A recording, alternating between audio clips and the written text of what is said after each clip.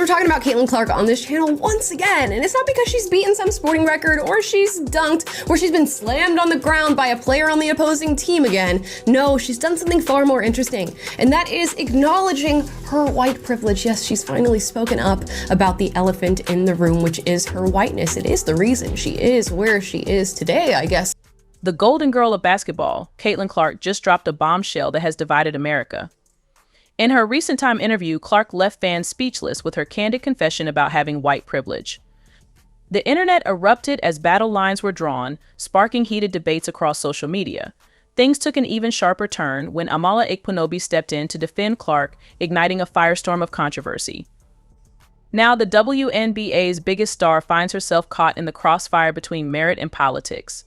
But was she pressured into making this confession? The truth behind this shocking revelation might leave you stunned.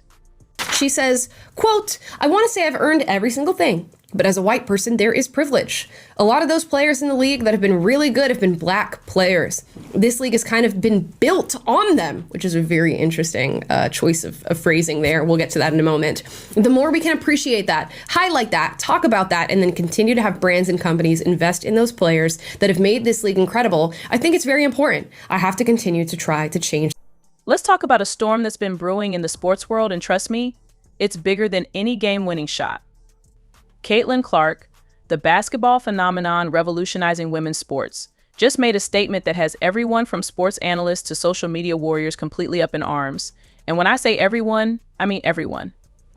It all started with what seemed like a routine interview with Time magazine. You know, the drill athlete gets featured, talks about their journey, and shares some inspiring moments, but Clark flipped the script and went in a completely unexpected direction. That's where our story takes a dramatic turn. Here's what she said, word for word. "I want to say I've earned every single thing, but as a white person, there is privilege. A lot of those players in the league who have been really good have been black players. This league has kind of been built on them."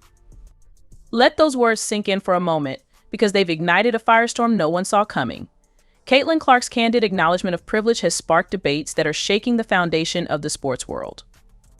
Enter Amala Ekpunobi, who stepped into the controversy with bold questions that demanded attention, and trust me, she didn't hold back.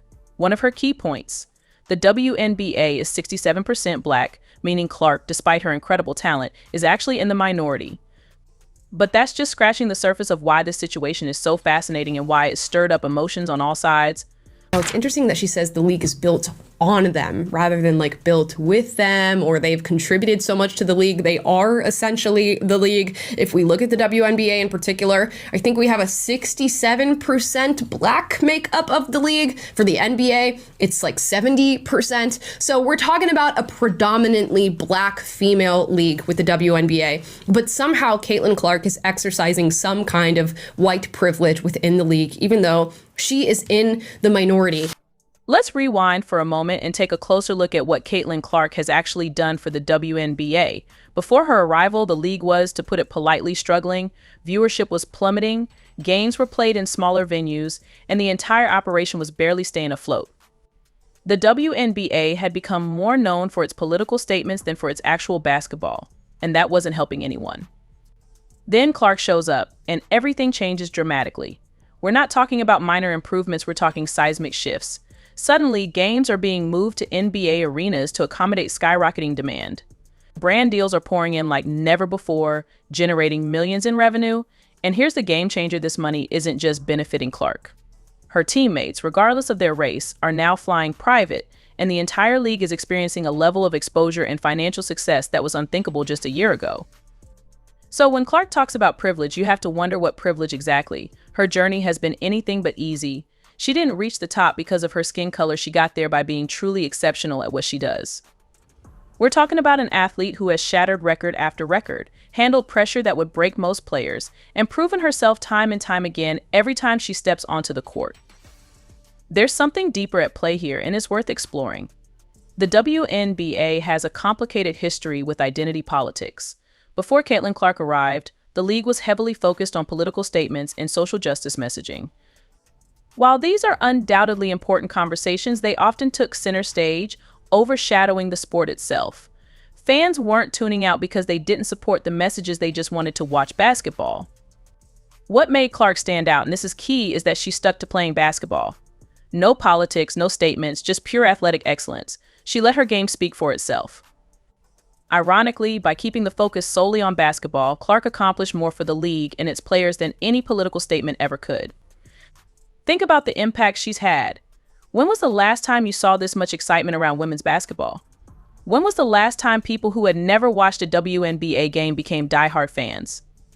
Clark's presence has reignited interest in the sport, proving that sometimes the game itself is the most powerful statement of all.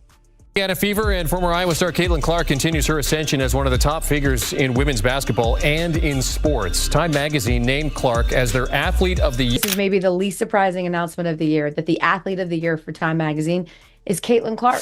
She was far too young to receive Time's highest honor, her achievements defying the boundaries of her age. Controversy shadowed her brilliance as she became a polarizing figure for Team USA, her inclusion on the Olympic roster sparking debate across the nation. Yet her undeniable talent and determination left an indelible mark, proving she was a force to be reckoned with. A league full of women, a league full of Black women, a league full of queer Black women. And so there was so much stacked against the league. But this year, the talent was so undeniable that it has brought new sports fans to the league. And now they're basketball enthusiasts. They're women's basketball enthusiasts, WNBA enthusiasts. And so now there's a new standard for what it looks like to have interest. Did you know that the most decorated NCAA basketball scorer wasn't even selected for the Olympics? Yet, at just 22 years old, she made history as the youngest athlete of the year. Caitlin Clark shattered every ceiling, broke every record, and redefined the future of women's basketball. This is her story. I mean, I believe the Mystics and the Fever game was the most viewed WNBA game ever in history, single game attendance. So just so many things have happened in such a short amount of time on the back of Caitlin Clark. But I love the fact that she's also given credit where credit is due, because as we know, that was a big conversation when she entered the league. And she said, look, there's enough love to go around. And if you're not a fan of Caitlin Clark, I don't see how you read this article. Let's rewind to the start of 2024, when Caitlin Clark was already dominating headlines at the University of Iowa. On a chilly February night, with thousands of fans glued to her every move, Clark achieved the unthinkable. She surpassed Pete Maravich's legendary NCAA Division I scoring record, a milestone many believed would stand the test of time. But that was only the beginning of her incredible journey. In her final season with the Hawkeyes, Clark wasn't just playing basketball, she was redefining it. Every game turned into a spectacle, drawing massive crowds and forcing venues to upgrade to larger arenas just to accommodate the growing demand to witness her magic. Clark didn't just break records, she obliterated them with flair, regularly pulling up from the logo and sinking shots that defied the norms of conventional basketball wisdom. The numbers behind Caitlin Clark's career tell an extraordinary story: 3,951 career points, an average of 31.6 points per game, and a staggering 1,144 assists. But what truly sets Clark apart is that her brilliance extended far beyond scoring. Her unparalleled court vision and revolutionary passing ability elevated her game to a new level, making everyone around her better with every play. She transformed the Iowa Hawkeyes into must-watch television, captivating audiences and redefining what it means to dominate the court. Caitlin Clark's games weren't just selling out arenas, they were shattering viewing records. The 2024 NCAA Championship game drew an astounding 18.7 million viewers, surpassing the audience for many NBA and NFL games. She wasn't just a basketball player anymore, she had become a cultural phenomenon. Decision to make, right? Like maybe in any other year, you give this to Simone Biles, because I think her comeback in the Olympics was amazing. I mean, people pretty much did the postscript on her career. And after what happened to her in Tokyo, like, it's incredible. However, I mean, we've never, ever seen somebody in this way capture an audience, capture a new audience, and be able to absolutely attribute. What truly sets Clark apart is more than her ability to score from anywhere on the court, it's her relentless competitive fire. In practices, she would often stay late perfecting her signature step-back three-pointer. Her coaches later revealed that she frequently arrived hours before scheduled practices, tirelessly working on her game while most people were still asleep. Clark's influence on college basketball extended far beyond her personal achievements. She inspired a movement redefining the sport and showing what's possible with hard work, talent, and an unyielding passion for greatness. Jersey sales skyrocketed, ticket prices soared, and young girls across the country began mimicking Caitlin Clark's iconic playing style. Basketball camps saw record enrollments with aspiring players eager to learn how to shoot like her.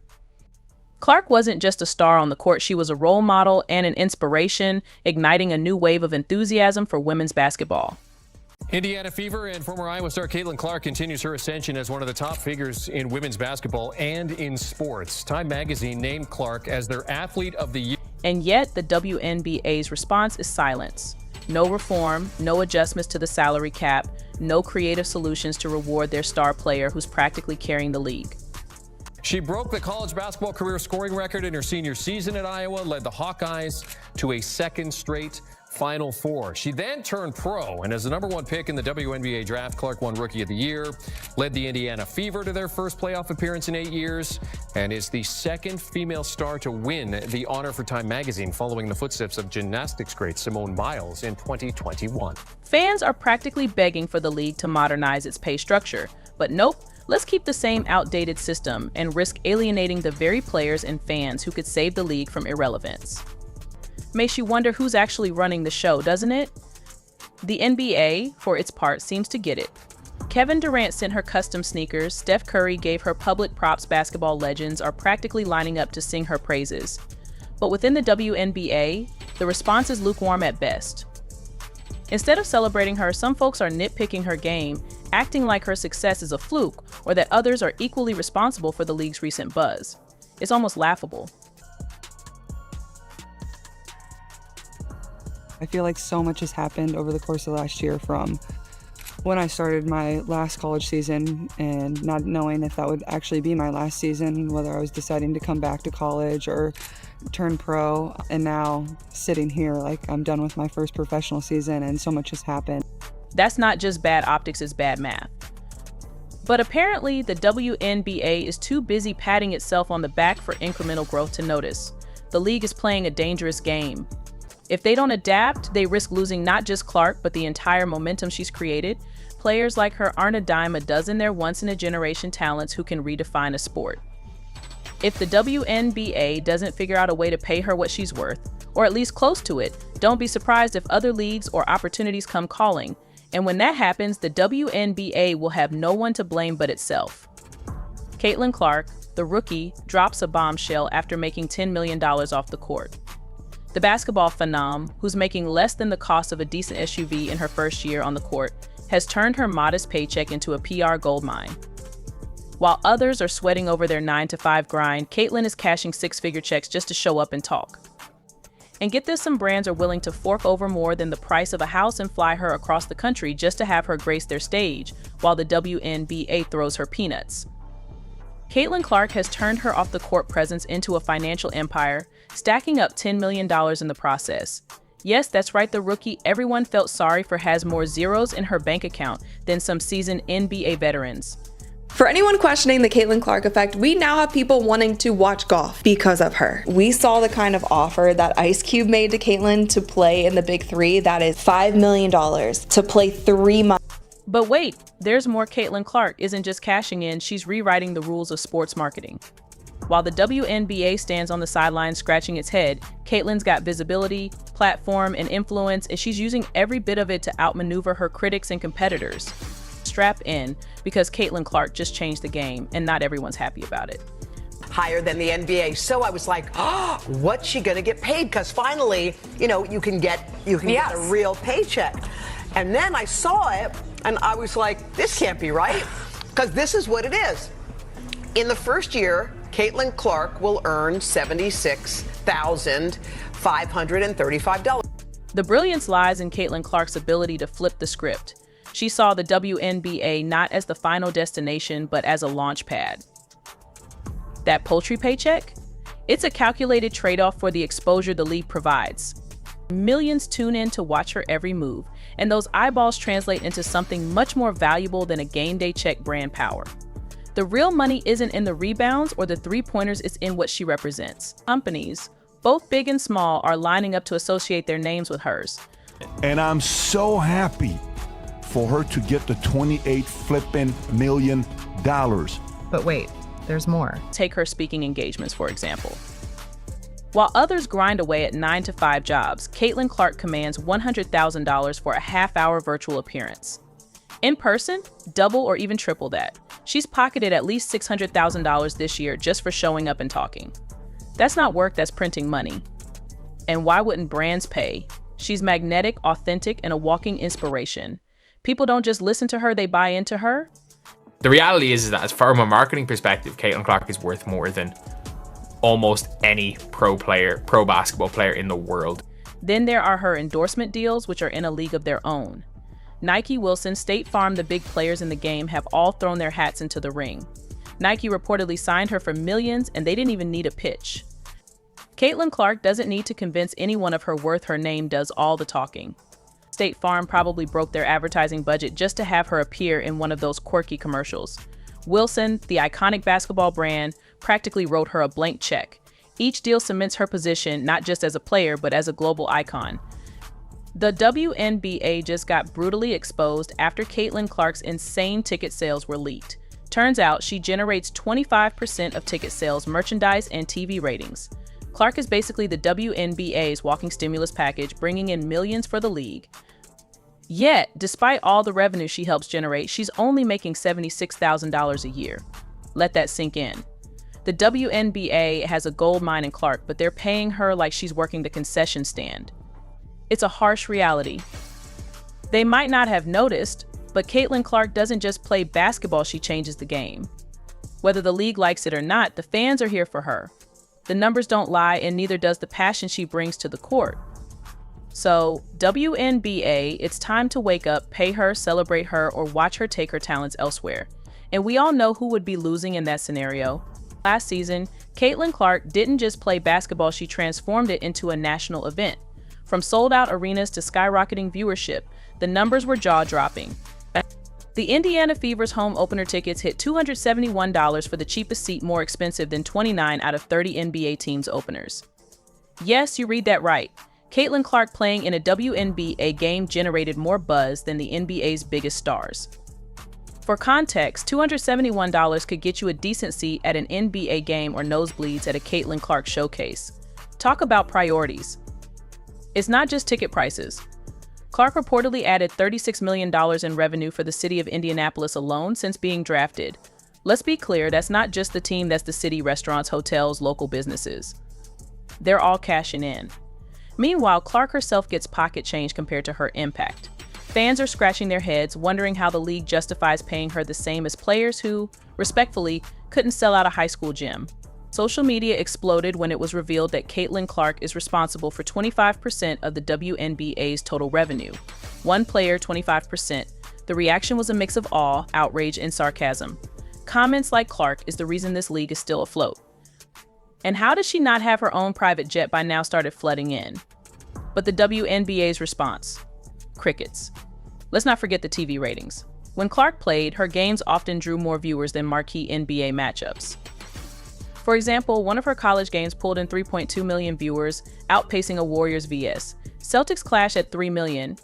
Yes, women's basketball outperformed the NBA, but instead of celebrating this monumental shift, critics and even some WNBA players found reasons to hate.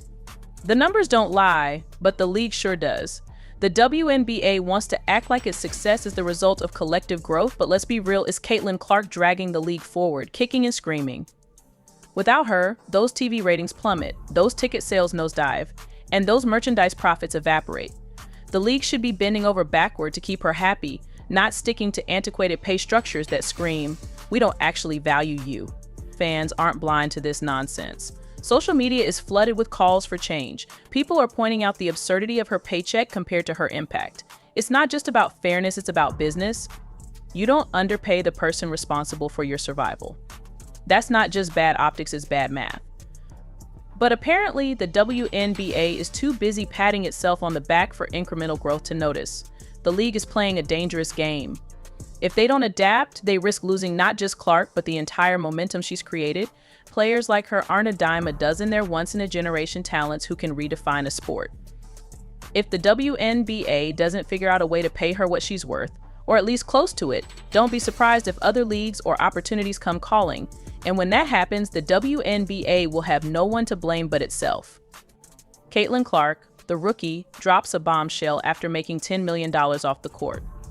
The basketball phenom, who's making less than the cost of a decent SUV in her first year on the court, has turned her modest paycheck into a PR goldmine. While others are sweating over their 9-to-5 grind, Caitlin is cashing six-figure checks just to show up and talk. And get this, some brands are willing to fork over more than the price of a house and fly her across the country just to have her grace their stage, while the WNBA throws her peanuts. Caitlin Clark has turned her off-the-court presence into a financial empire, stacking up $10 million in the process. Yes, that's right, the rookie everyone felt sorry for has more zeros in her bank account than some seasoned NBA veterans. For Clark, the transition from college to the WNBA wasn't just about showcasing her skills, it was about proving that she belonged at the highest level of the game.